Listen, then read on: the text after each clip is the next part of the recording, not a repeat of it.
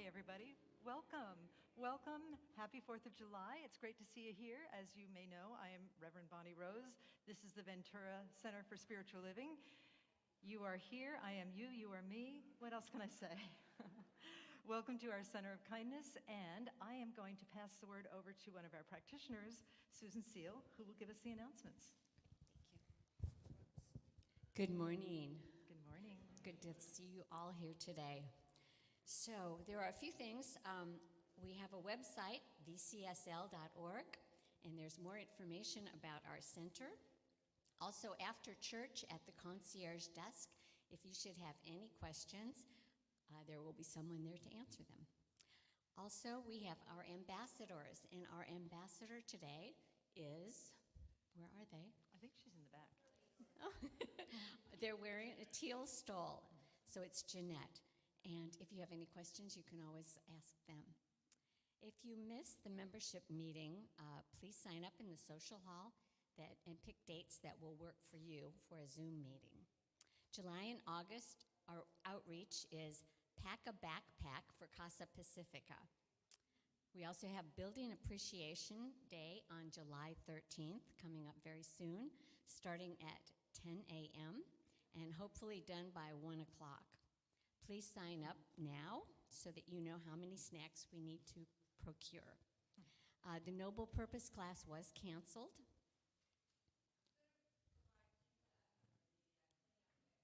Okay, cleanup day will have pizza, so please come. The Love in Action, a 5-week class facilitated by David Kerrigan, starting on July 11th. This is a study of the why and how of developing and applying loving kindness, compassion, joy, and peace through reading, discussion, and meditation. It is priceless pricing.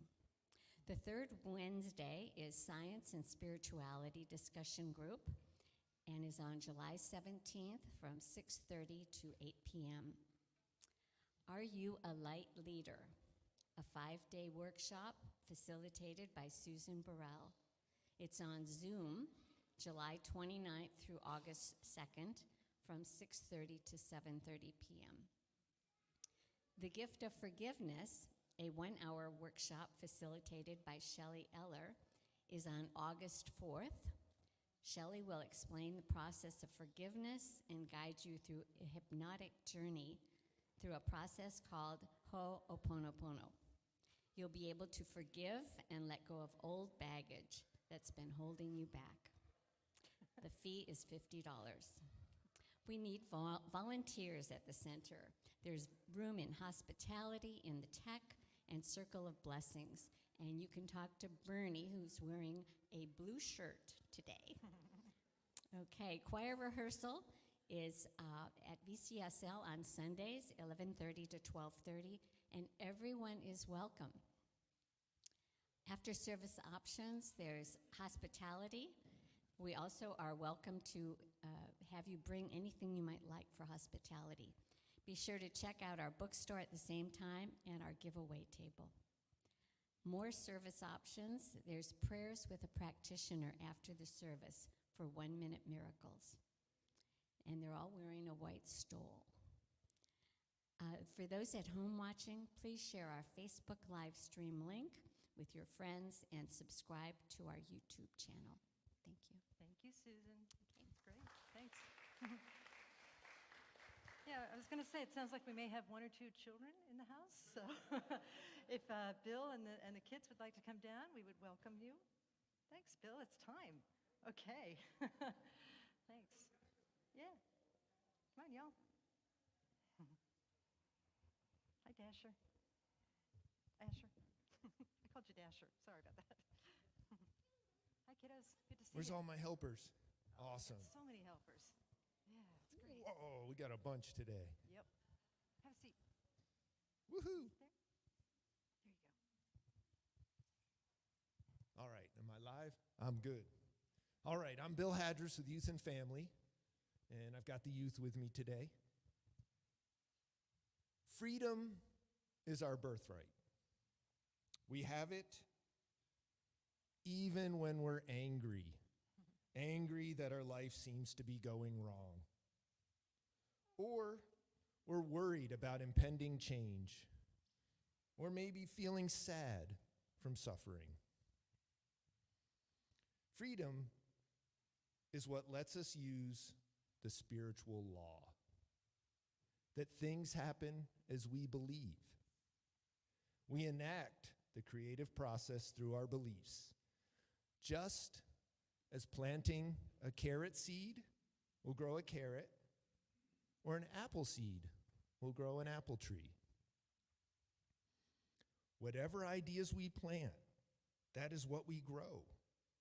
Our feelings do the same thing with our experiences. Our feelings serve us when we use them to respond, and trick us when we use them to react to things.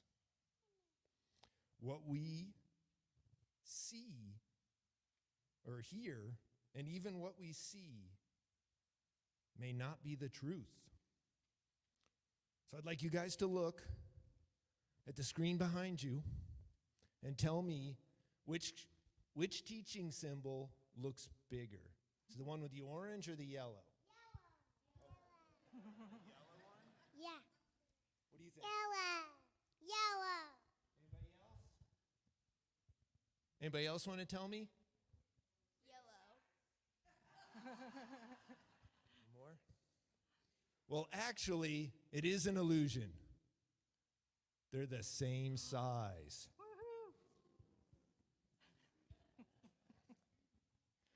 So, the next time that things seem wrong, bad, or unbearable, and you find yourself all mixed up on Feelings Island, take a moment to focus on yourself and not on the circumstances or illusions you may be creating or creating in your mind. Remember, you are free to choose how you feel and what you want to experience next. So I invite you all to repeat after me. I am free to be me. I am free to be me. And so it is. And so it is. Thank Bill. you. Yeah. You are the face of God. I hold you in my heart. You are a part of me. You are the face of God. You are the face of God. I hold you in my heart. You are a part of me. You are the face of God. And so it is. Thank you all for being here. Good to see you. Have fun. Thank you.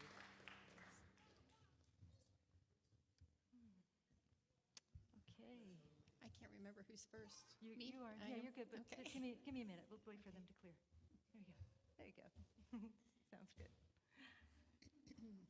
Aren't they the cutest? Just love them. Yeah. They are the face of God, as are you. Yeah. Another face of God is Ms. Doreen Palermo. Hello, She's our everyone. practitioner. She will lead us in prayer. I don't even have to ask, they just stand. All right. So if you all just join me by taking in a deep breath.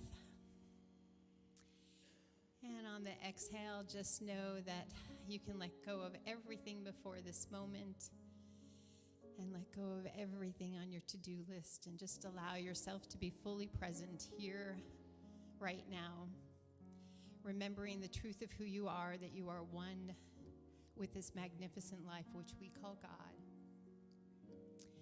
That this life is filled and is the very essence of peace, harmony, wholeness, balance, and joy, and that all of that works easily and effortlessly through our life, through our breath, because we are the one. And as we join together here in this sanctuary, we get to remember this truth of who we are right now within this hour But even within this hour, it just infuses within us that remembrance that we are always one, even when we leave this temple. That the kindness of God lives and breathes and has its being through us always. And so I know that this service is perfect, that the words from Reverend Bonnie, from the reading, the music, that it inspires us and lifts up our hearts and our minds to just allow us to remember always who we are. And so with that, I just say thank you, God, and I release this word into the power of the law. And so it is. Amen. So it is. Thank you. Thank you, Doreen.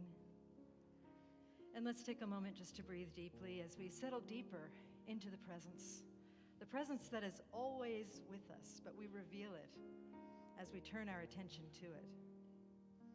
Let us breathe in, breathe out, relax, and let go as we listen to the words of our sacred reading. The Grand Old Constellations by Reverend Joshua Reeves, featured in Science of Mind magazine, July 4th, 2024. Asked at the height of the Civil War if he was not losing his faith in the Union, President Abraham Lincoln replied, "When I was a young man in Illinois, I boarded for a time with a deacon of the Presbyterian Church. One night, I was roused from my sleep by a rap at the door, and I heard the deacon's voice exclaiming, 'Abraham, arise! The day of judgment has come.' I sprang from my bed and rushed to the window and saw the stars falling in great showers. But looking in back of them to the heavens, I saw the grand old constellations with which I was so well acquainted, fixed and true in their places. People, the world did not come to an end then, nor will the Union now. This is our work as spiritual practitioners, to look past the fireworks of pessimism and distrust, of blame and speculation, of discord and drama, to see those old grand constellations. This doesn't mean we don't acknowledge where justice, liberty, and the pursuit of happiness may not be being realized for all. It means that we do so always with those grand old constellations in mind. Like John F. Kennedy, we can see ourselves as idealists without any illusions. Patriotism isn't blind allegiance, but instead means holding our country accountable to what it can be. Let's apply a consciousness of wholeness to our country on this day. Let's move away from the fringes that sow distrust and back to center. Let's hold a vision of America that doesn't demand perfection of its leaders, but instead seeks in them honesty, strength, and passion. Today I affirm, I hold myself and my country in a consciousness of wholeness, and so it is. And so it is. Thank you, Bill. Thanks.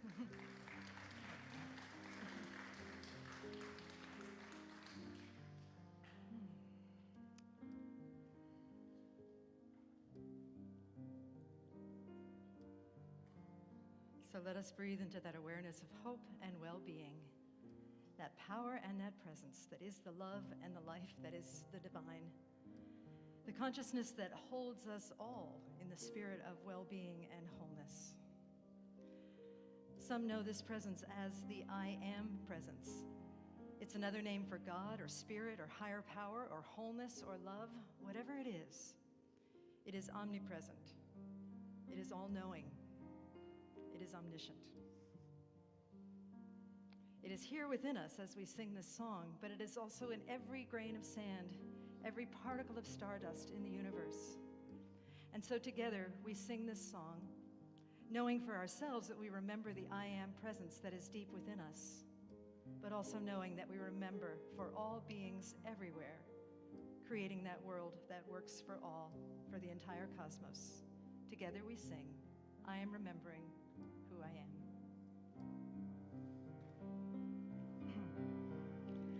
I am remembering who I am. I am remembering who I am. I am remembering.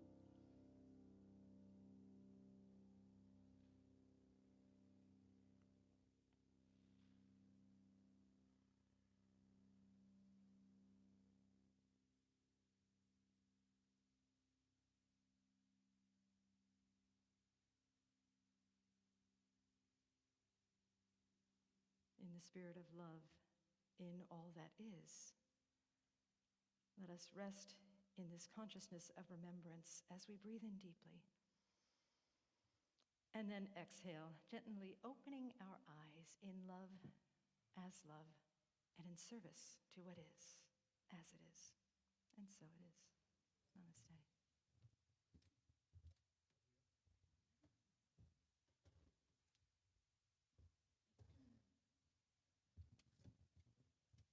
Good morning.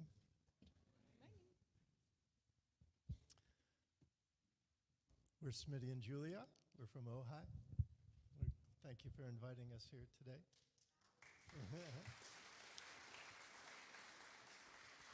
We were we had a band, the musicians for Unity of Ventura, which unfortunately is closing its doors next week. And I hope you'll find some of those people and invite them. They'll be very, very comfortable here. So. Bonnie said today was a gratitude day, so we're going to sing you our favorite gratitude song. He does all the talking. I'll do the singing.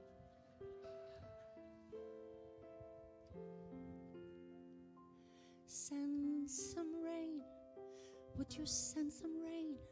'Cause the earth is dry and needs to drink again.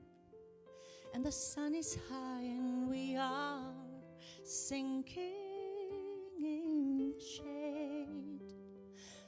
Would you send a cloud, thunder loud and loud? Let the sky grow black and send some mercy down.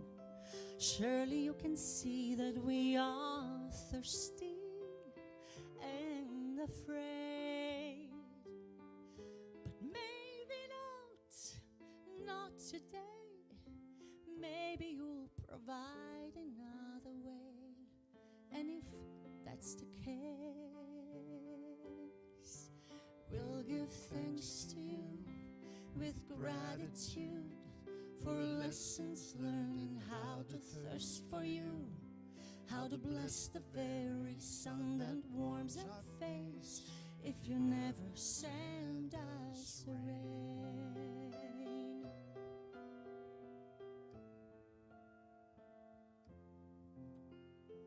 Daily bread, give us daily bread. Bless our bodies, keep our children fed. Fill our cups, then fill them up again tonight. Wrap us up and warm us through, tucked away beneath our sturdy roofs. Let us slumber safe from danger's view this time. Maybe not today. Maybe you'll provide another way. And if that's the case, we'll give thanks to you with gratitude. A lesson learned to hunger after you. That a starry sky offers a better view if no roof is overhead. And if we never taste that bread, all the different tastes that often are between everything we want and what we really need. So grant us peace, won't you grant us peace? Move our hearts to hear a single beat between alibis and enemies tonight. Or maybe not today. Peace might be another world away. And if that's the case, we'll give thanks to you with gratitude for lessons learning how to trust in you. That we are blessed beyond what we could ever dream, in abundance or in need. And if you never grant us peace, but will you please?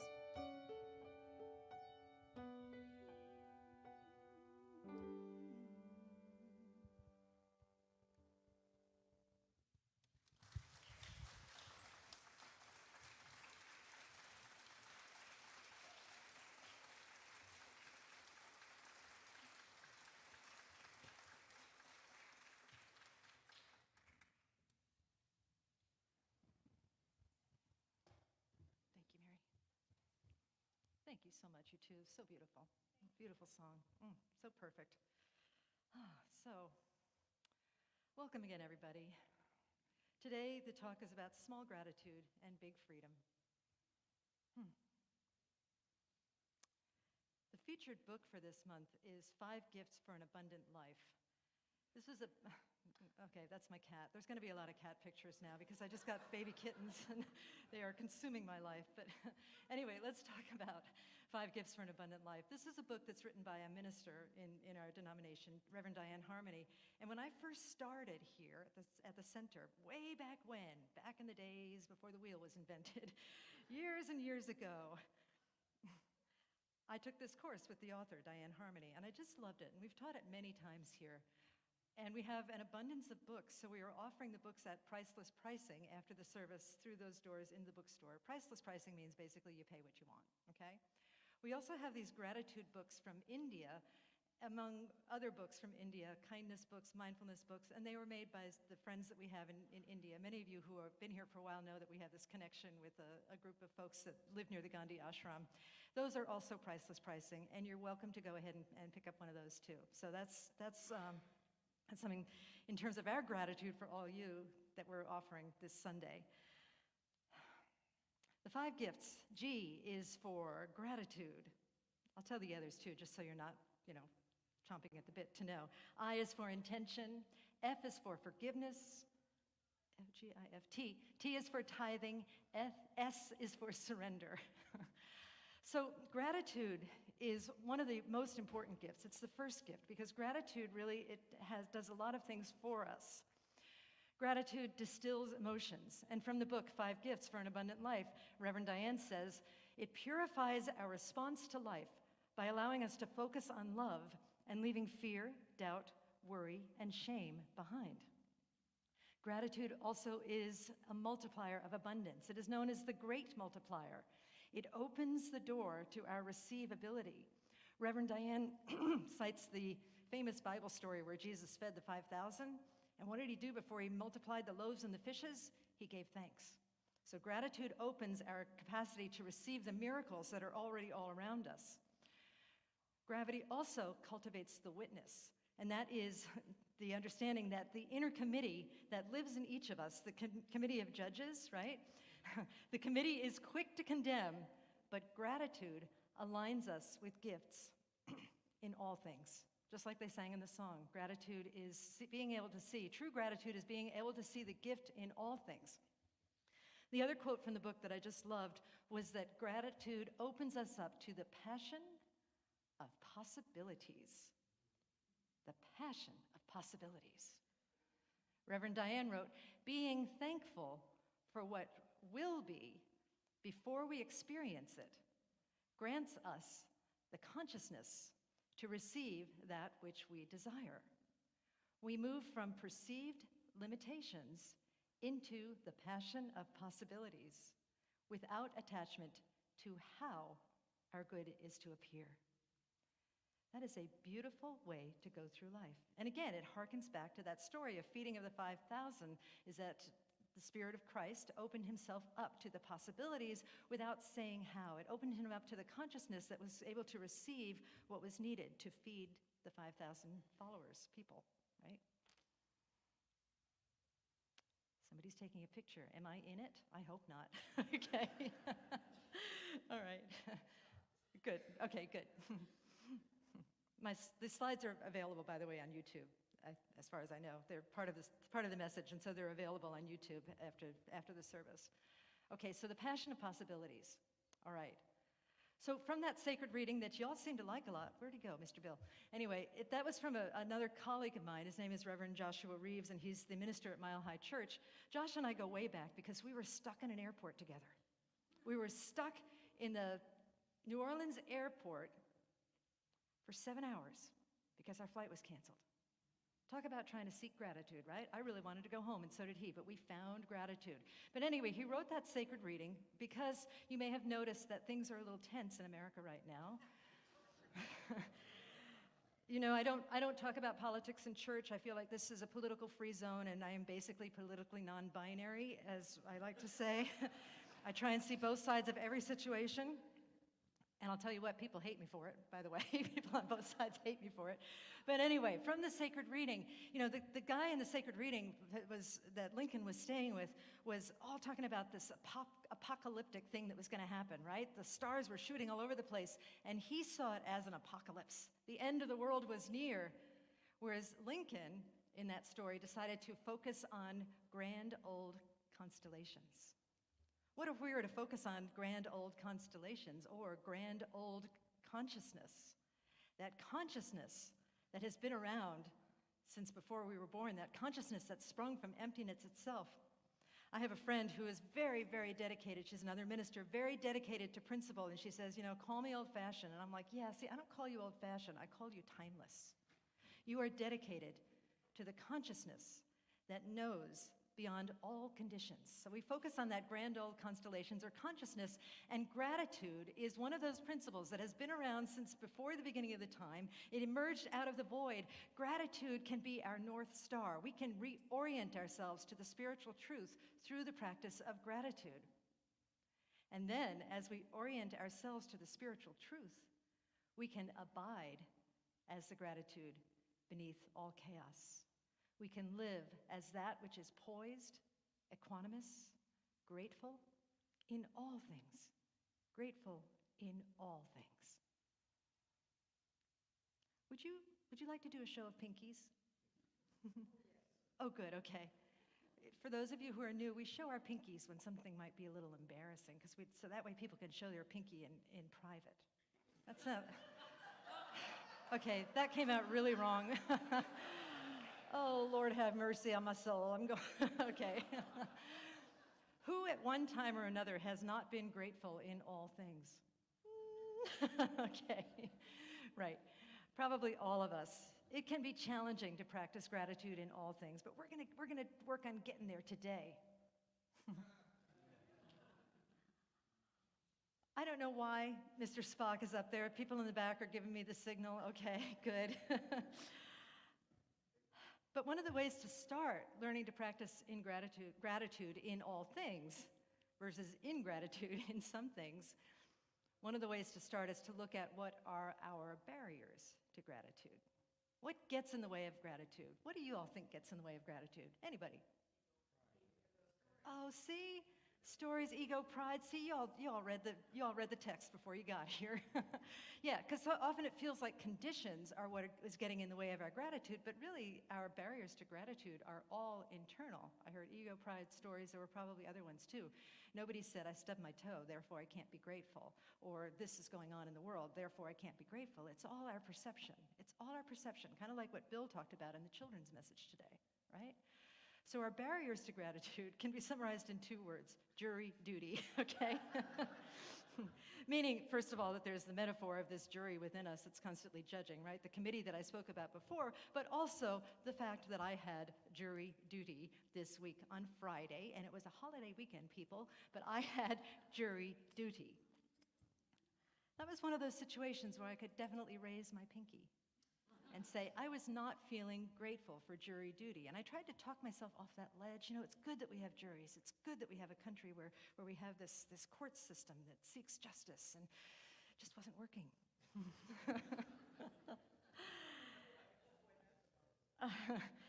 And then they showed a video that I really liked. They wanted us to be good jurors, so they showed us a video about bias. I love studying bias because there is a lot of it around, and I've noticed myself getting caught in bias, and I like to try and be aware of where I am biased or where I am running my old scripts. I also like to tell other people where they're biased too, but that, again, that doesn't go that well. So, anyway, the film was about implicit bias. And implicit bias is bias that we just take on. We don't even know. It's like implied bias. It's unconscious bias. Whereas we look at somebody and we say, oh, this person must be that because they look that way. Or we look at a condition and we say, okay, that person, this condition is that because it's what I unconsciously know. I think many of you know that I was a nurse prior to studying music and then prior to ministry as well. I was a nurse for a long time, and one of the fields that I worked in was oncology. I worked in a major oncology hospital in New York, Sloan Kettering, and I got really bad illness bias. Back then, if you had a symptom, you didn't want to tell me what it was because I would immediately jump to the worst case scenario. I had cancer about 14 years ago, I think it was, and maybe 10 years or so after the diagnosis, I went back to my oncologist and I said, I've got this little bump in my neck, and also I have a pain in my hip, and I think I either have lymphoma or osteogenic sarcoma.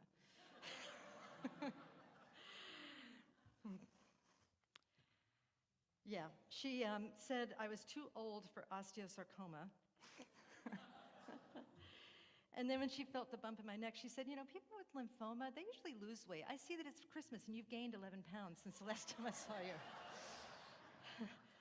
So I wasn't seeing the full picture, people, and that's what happens. And, you know, it's years later and I'm still fine. So there you go. Too old and too big. Okay. But one of the things that the implicit bias film taught me, which I thought was so clever, and I'm so glad we have slides. Let's give a round of applause for the tech people who we love so much. The implicit bias teacher put up this slide, which I thought was just fascinating. And she asked us to count how many triangles we see. Now, I'm not going to ask you to shout it out because chances are we all might get it wrong. I certainly got it wrong when I first looked at it. Because she said that a triangle is defined as 3 continuous lines that form that shape, right? And there are not continuous lines, But if some of you guessed, I don't know, 3 or 2 or 13 or whatever, it may be because your brain is filling in. Oh, the continuous lines. How about that? I loved that.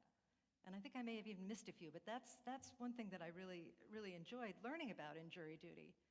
The other thing, because I had my phone, I started feeling grateful for my phone so I could check my email and my texts and social media.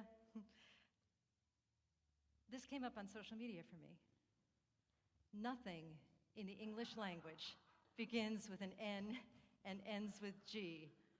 Now, I see some people get it. I was not quite so sharp at the beginning.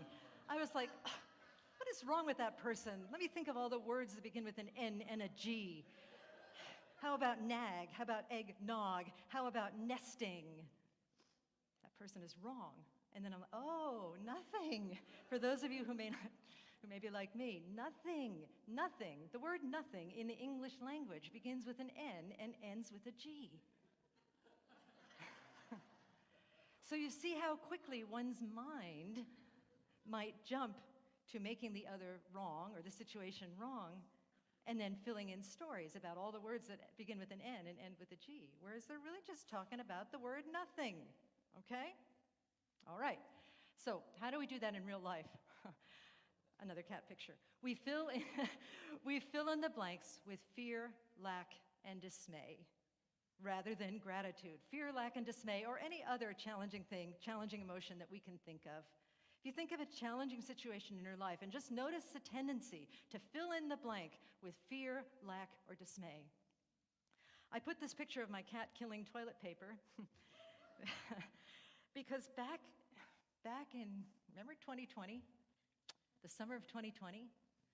The years of the great toilet paper shortage, people. That would not have happened in 2020. I would have gotten out the iron, put the kitty in the bathroom and out of the bathroom rather, and just ironed the toilet paper so it could be usable. But while I was, again, on jury duty, I read about the great toilet paper shortage of 2020, and it said that much of it was fear buying. People needed to stock up. Toilet paper suddenly became the holy grail, the symbol of our security, and people were filling in the blanks of not having enough impermanence, fear, lack, and dismay. They were filling in the blanks with all of those things and the need to get more in order to feel safe and happy and grateful. We fill in the blanks with an anti-gratitude bias. I need something to be grateful for. I'll be grateful when you give me something to be grateful for, right? In any particular situation that we might encounter. Lack causes ingratitude. Now, everybody who just hollered out answers to what causes ingratitude or what is the source of our ingratitude, what are the barriers to ingratitude, said it's more like ego, more like the stories that we tell. But we tend to blame lack. Lack of something that we want in the world is causing ingratitude in our minds. Lack says gratitude is conditional, meaning that we need conditions to be right before we can be grateful. Where on the other hand, love says gratitude is omnipresent. Gratitude is unconditional. Gratitude exists as those fine old constellations beneath and beyond whatever may be happening in our lives or in the world. Gratitude is omnipresent. Gratitude is unconditional. The truth that sets us free. And this 3 days past the celebration of freedom, or 4 days past, I can't keep track. The celebration of freedom. The truth sets us free. Gratitude is not circumstance dependent. That's a paraphrase from the Course in Miracles, A Course in Miracles that says happiness is not circumstance dependent. It's another way of saying that gratitude is unconditional. It does not depend on conditions in order to exist. Gratitude is omnipresent. Waiting for gratitude blinds us to grace. Revealing gratitude binds us to grace. We are bound to grace. As we reveal, we are always bound to grace, but we get to experience it and see it as we reveal gratitude where it feels like gratitude cannot happen. Revealing gratitude in all things brings infinite, intimate freedom. infinite, intimate freedom. You know I love that phrase, infinite and intimate. I think I borrowed it from Joel Goldsmith, where he talks about God being infinite and intimate, as is gratitude. Infinite in that it's everywhere, it's omnipresent, but also intimate in that it touches us in ways that are individually designed for our own consciousness and our own growth as a spirit, our own divine path. Revealing gratitude in all things brings infinite, intimate freedom. Gratitude is freedom. This is a takeoff on a quote from a woman named Sarah Bessey. I know that the font is hard to read, but she is a Christian author that is now, I'd say, more of a metaphysical Christian. And I paraphrased it. She said, "Begin with ungrateful and keep going until you find you're grateful. It will give you something to lean into. It will give you a path to follow. It is an act of defiant faith." It's an act of defiant faith because we are defying the world of conditions that says to us, defying the ego that says to us, this thing isn't working out right. This thing in our country is not working out. This thing in our relationships are not working out. This thing in our job is not working out right. I have no reason to be grateful. But to move into gratitude, that's an act of defiant faith. Faith in the truth about gratitude is that it is omnipresent, it is for us, it is infinite and intimate. We just get to reveal it. We get to reveal it. Ernest Holmes said, "There is nothing to be healed, only wholeness to be revealed," meaning that everything is doing what it's supposed to do, and it is up to us to reveal the wholeness in what is happening and find it and speak it and teach it and preach it. Go, sister, I heard that. Okay. The practice. Study gratitude. As I mentioned, we have priceless pricing books, 5 gifts, and many other books on gratitude, and those little things from India, those little folder books from India. Study gratitude, or pick another book, or just study gratitude in your own life. We become aware of it and see how much gratitude there is in the world, not only from us, but to us.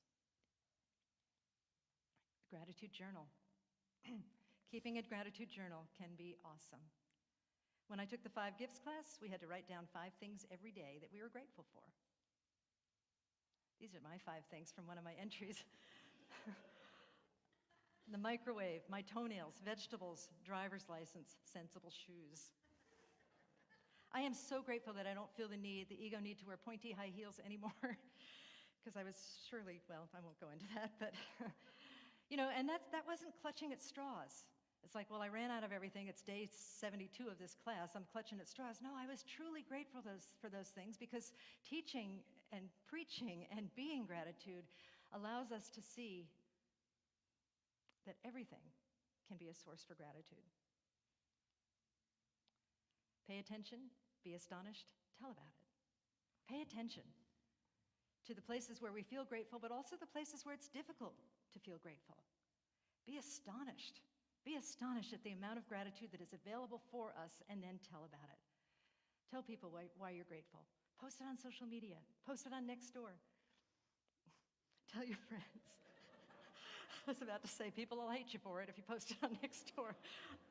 Okay, I've tried it. It doesn't work that great, but at least it's a drop in the ocean. It's a drop in the ocean. Pay attention.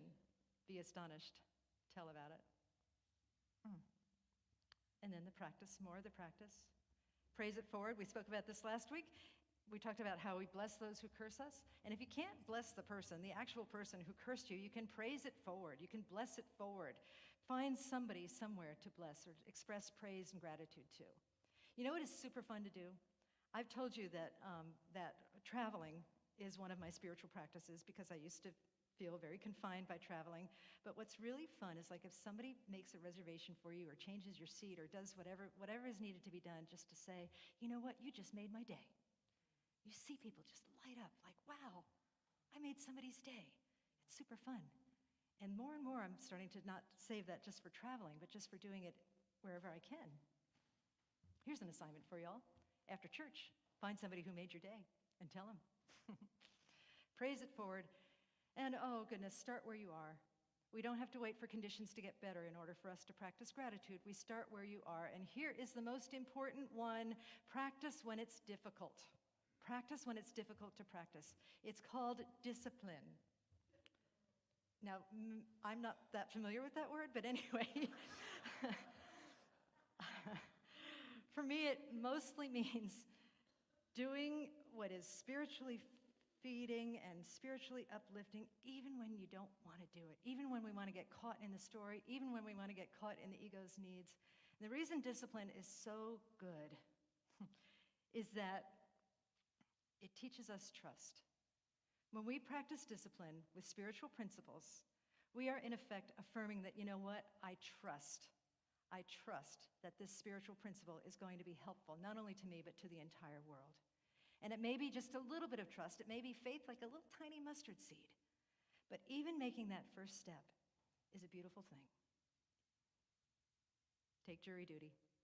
I know this is a really trivial example, but jury duty, I was sitting there in grumpiness, and I decided actually to start reading the 5 Gifts book and to also look at my old gratitude journal where I saw all of these things that I was grateful for.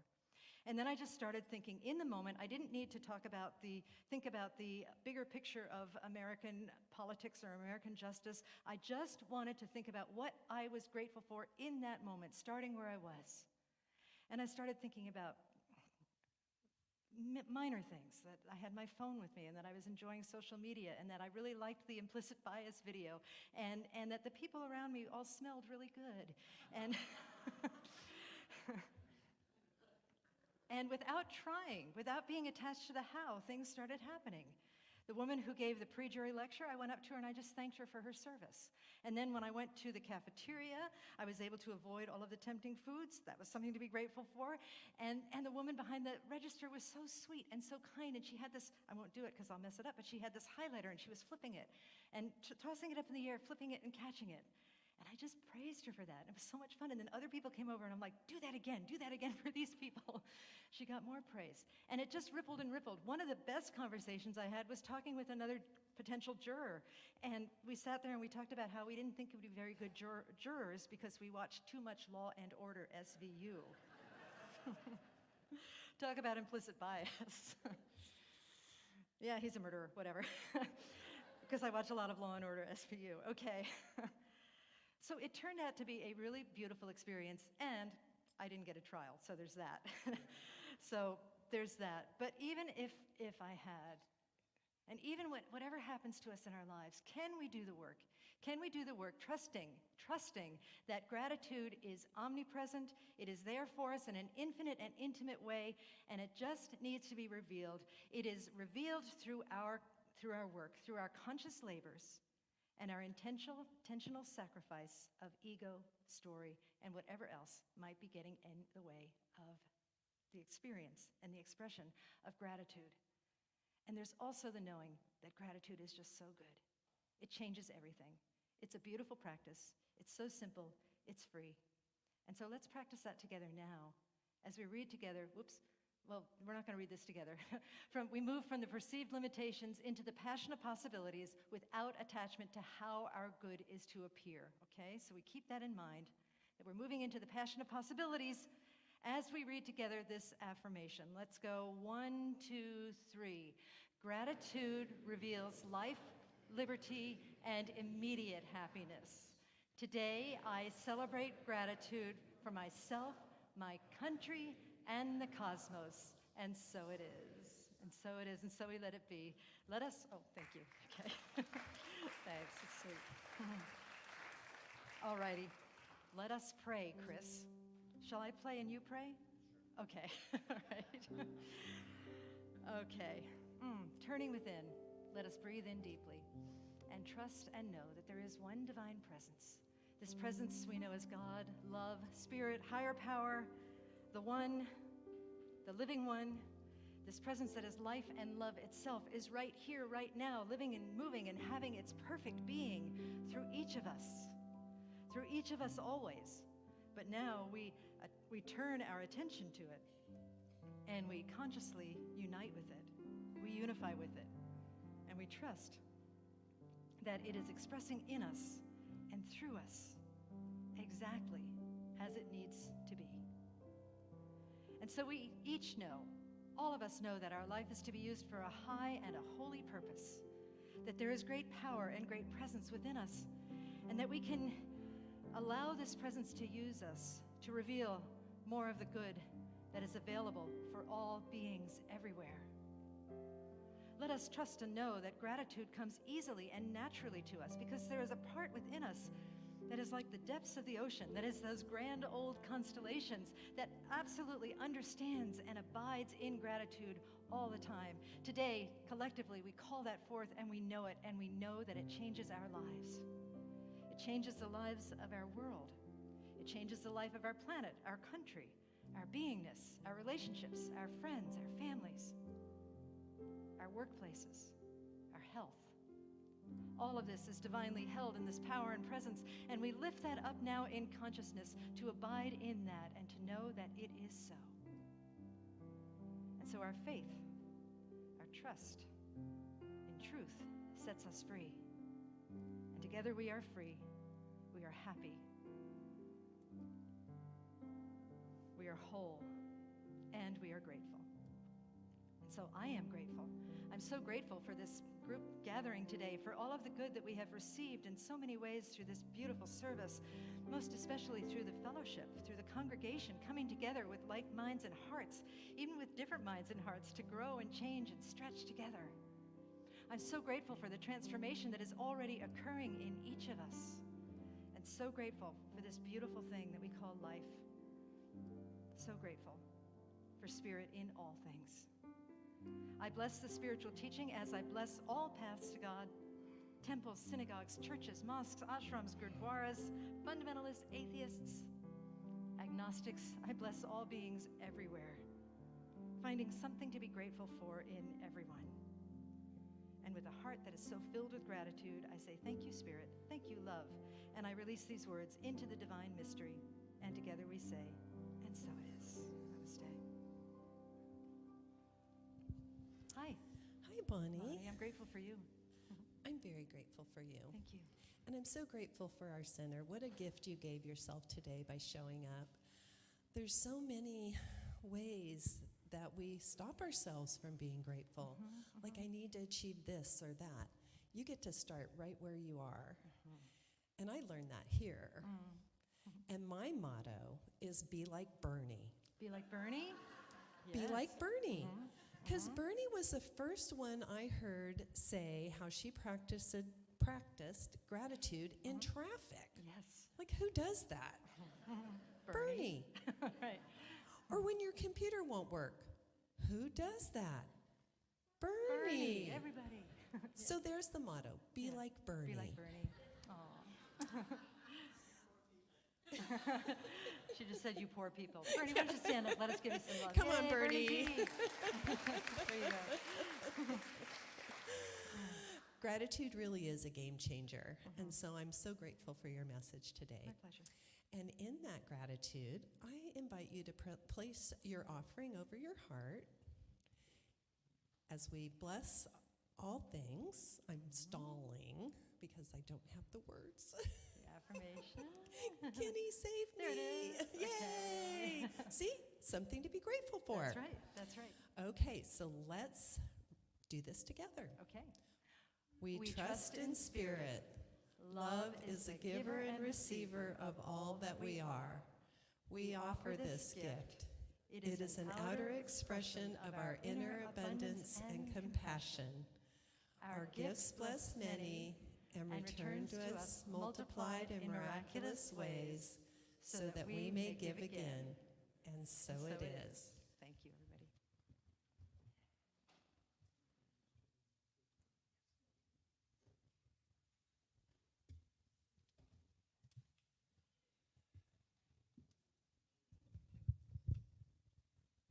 We're back. This happens all the time when you pick a song. I can't believe how perfect this ended up when I had no idea what was going to go on here today. But the constellation thing, was that Abraham Lincoln? Yeah, wow. I just love that thought that they're up there, the stars, no matter what's going on down here, shining just for us, right?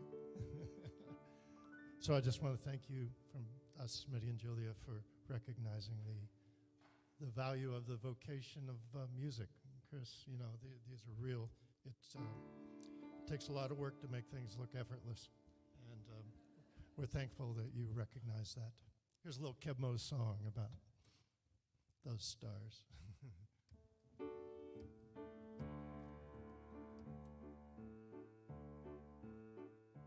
Let's go drifting through the trees. Let's go sailing on the sea. Let's go dancing on the juke joint floor. Leave our troubles all behind. Have a party so easily forgotten. The most important things, like the melody of the moonlight in your eyes, and the song that lasts forever, keeps on getting better all the time. 'Cause life is beautiful, life is wondrous, every star above shining just for us.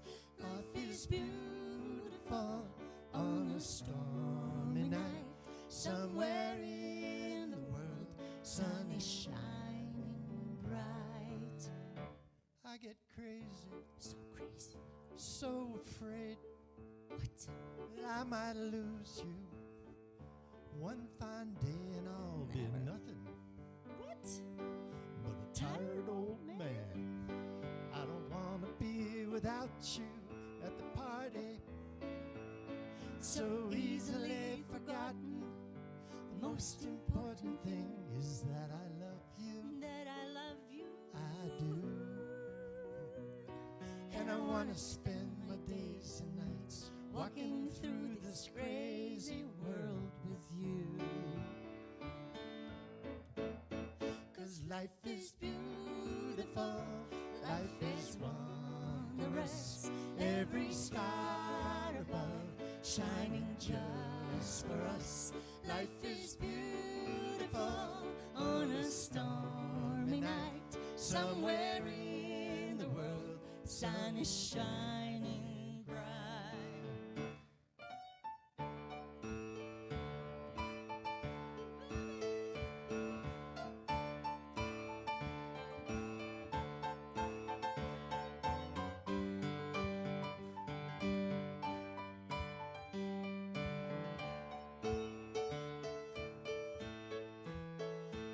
So easily forgotten.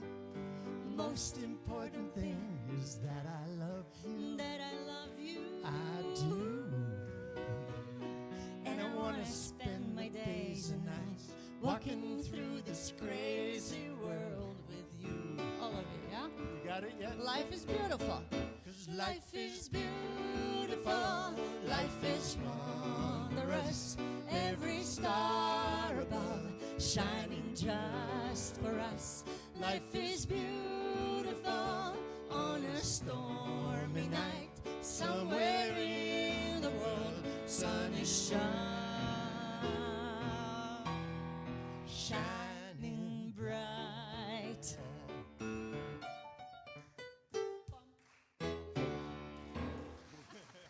Thank you so much.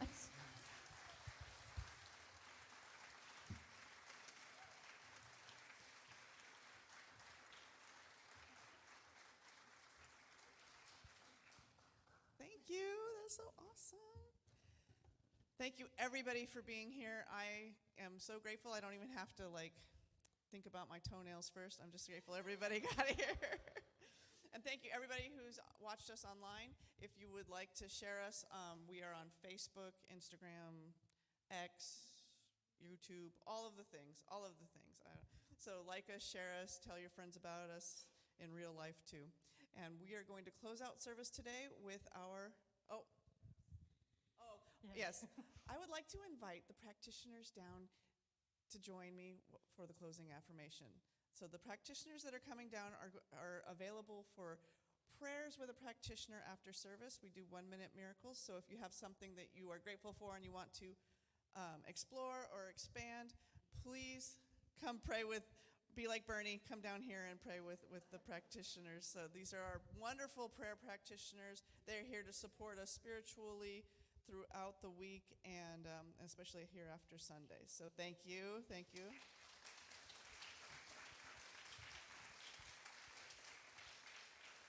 Also, there's, for people who are here, sorry everybody online, go to your kitchen, get your treat, your snack or whatever. But here we have coffee, tea, hot chocolate, treats in there, and we have a bookstore that Bonnie talked about. So with that, let's do our closing affirmation, and we're going to read it together.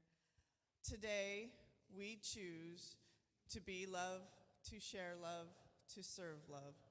Thank you for our lives, and so it is, and so it is. Thank you, everybody. Namaste.